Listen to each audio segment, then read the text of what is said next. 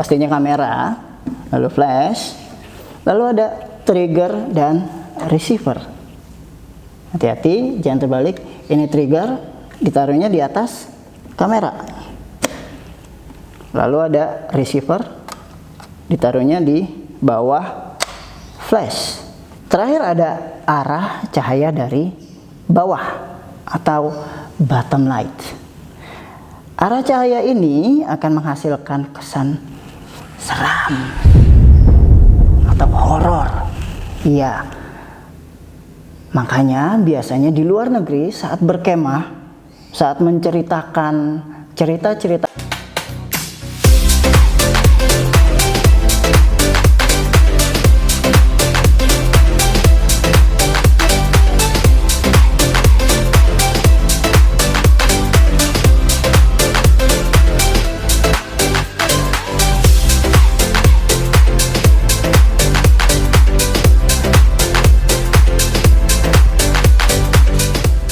Assalamualaikum warahmatullahi wabarakatuh.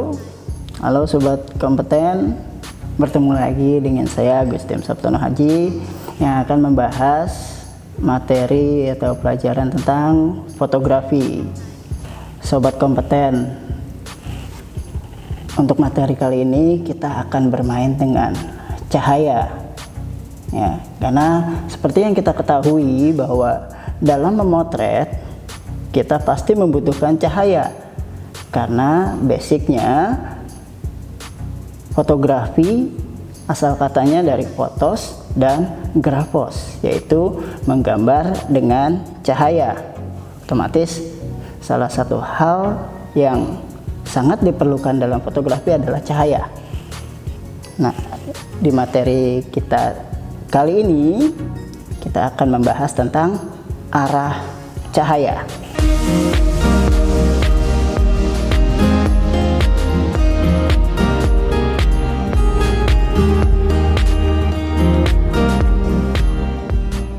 Sobat kompeten, pencahayaan di dalam dunia fotografi adalah hal yang mutlak.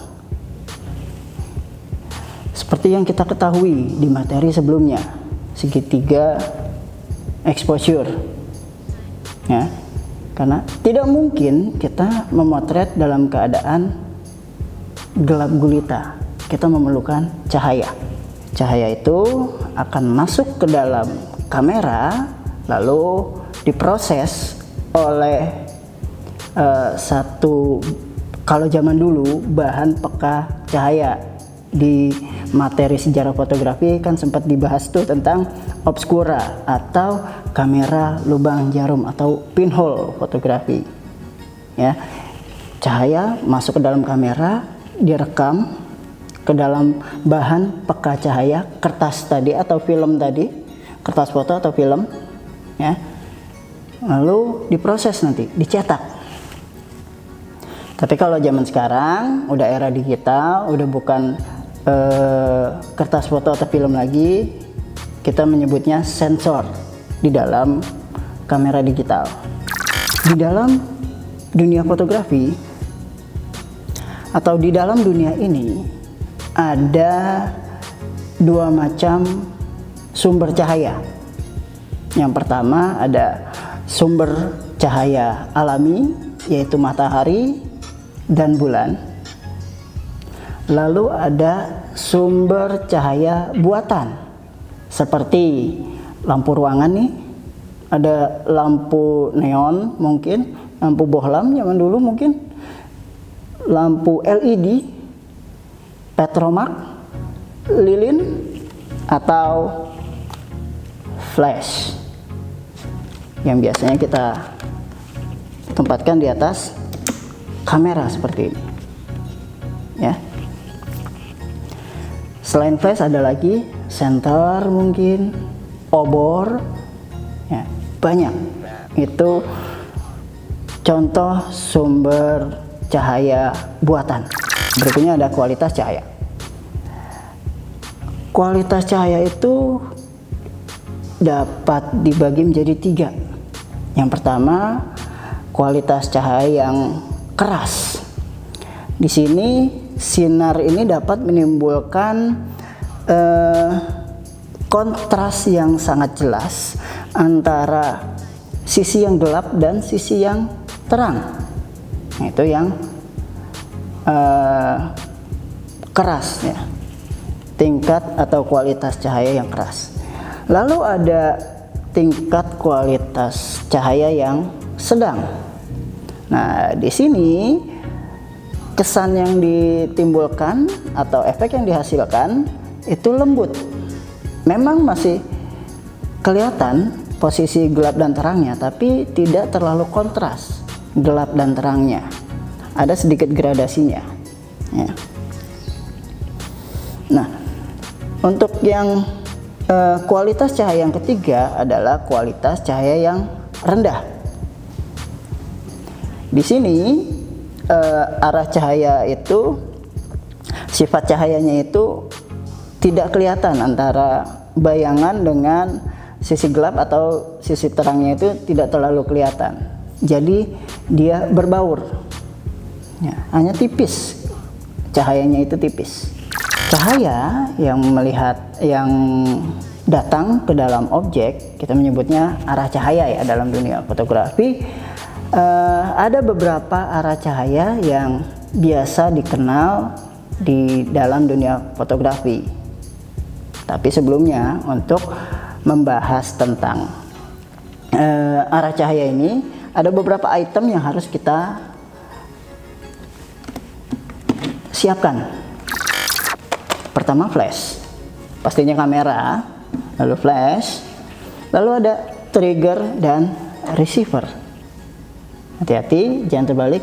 Ini trigger, ditaruhnya di atas kamera. Lalu ada receiver, ditaruhnya di bawah flash. Ya, jangan sampai terbalik. Nah, trigger dan receiver ini dia mempunyai frekuensi, dan frekuensinya ini haruslah sama. Nah, ini ada dua frekuensi. Dua-duanya frekuensinya sama. Apa yang terjadi bila frekuensinya itu tidak sama? Frekuensinya tidak sama, dia tidak akan berfungsi. Jadi harus sama. Nah, bagaimana jika sobat kompeten tidak punya flash, tidak punya trigger atau receiver? Nggak masalah. Seperti yang saya bilang tadi, dengan cahaya buatan bisa menggunakan ada senter, ada lilin, ada obor, ya, ada petromak. Tinggal materi yang akan kita bahas di sini adalah arah datangnya cahaya. Lalu di tiap flash biasanya ada ini kakinya. Kalau saya sih nyebutnya kaki bebek. Saya ditaruh di sini, bisa di. Nah, dengan demikian flashnya ini akan dapat digunakan tidak langsung di atas kamera. Bisa kita letakkan di mana? Dimanapun dia akan tetap nyala. Seperti itu. Dia akan nyala kalau kita tekan shutter. Yang shutternya itu akan memberikan sinyal ke trigger. Trigger menyampaikan ke receiver. Receiver menyampaikan ke flash. Ya. Arah cahaya yang pertama, yaitu arah cahaya dari samping atau dari sini. Nah, di sini bisa kita misalkan kita memotretnya dengan teman kita, ya. Teman kita minta tolong pegangin, atau misalkan kalau tidak ada temannya, bisa ditaruh dimanapun, di meja. Atau mungkin kita punya tripod atau tiang lampu, bisa ditaruh di atasnya, diulir, dipasangnya di sini layaknya menggunakan tripod. Cahaya samping akan menghasilkan efek yang lembut. Bila cahaya dari samping ini 90 derajat, posisinya tepat di samping, dia akan menghasilkan efek dramatis dan klasik. Bayangin, mungkin sisi sini terang, sisi sebelah sini agak sedikit gelap. Contoh gambarnya seperti ini. Nah, ini saya menggunakan cahaya dari samping tepat 90 derajat, tapi posisinya tidak terlalu tinggi, itu di kisaran bahu. Nah, ini kelihatan efeknya. Sisi sebelah sini kan posisi flashnya dari sini lebih terang, hingga ke sini ada gradasi ke gelap. Lalu berikutnya ada cahaya dari depan. Oh ya, kalau tadi cahaya dari samping namanya side light ya. Kalau cahaya dari depan berarti front light. Nah, ini pas tepat di sini ya, cahayanya tepat di depan. Cahaya dari ini biasanya akan menghasilkan kontras yang cukup tinggi, sehingga menghasilkan detail yang kurang baik, tapi kontrasnya terlihat jelas. Yang berikutnya ada arah cahaya dari belakang atau backlight. Nah, posisinya di sini. Nah, tapi kalau misalkan seperti ini, hasilnya otomatis arah cahaya dari sini yang dituangnya sini, bagian depan akan gelap.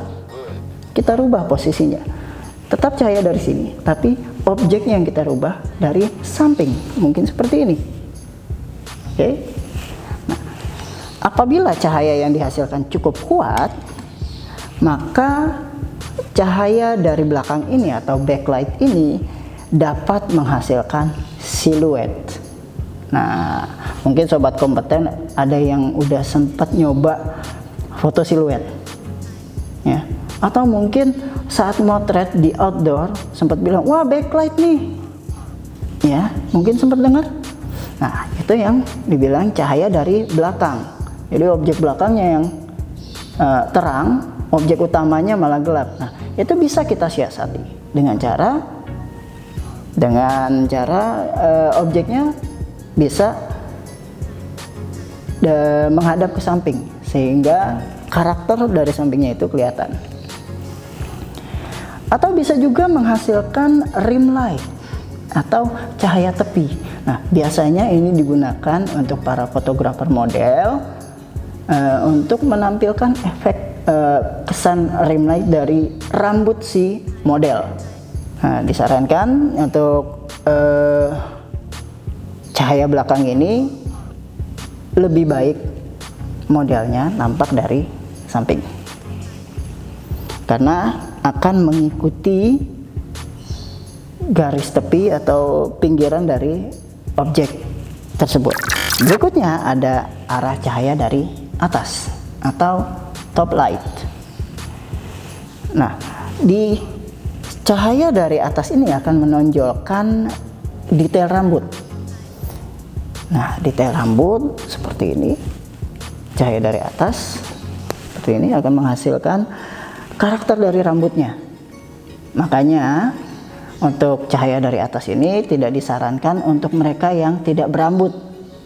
Nah, jadi mohon maaf, sobat kompeten yang nggak punya rambut alias botak, tidak disarankan menggunakan arah cahaya dari atas atau top light. Ntar bilang, aduh ntar silau, mantul, kena jidatnya, aduh jidat atau lapangan bola, aduh maaf. Oke, ya. Dan biasanya akan menghasilkan bayangan, yaitu di bawah hidung, bawah leher. Nah, tapi balik lagi posisi arah sinarnya seperti apa. Kalau misalkan tepat di atas seperti ini, ya misalkan agak menghasilkan. Tapi kalau agak ke belakang, dia tidak akan menghasilkan bayangan. Mungkin agak ke depan sedikit, ya, sekitar segini. Terakhir ada arah cahaya dari bawah atau bottom light.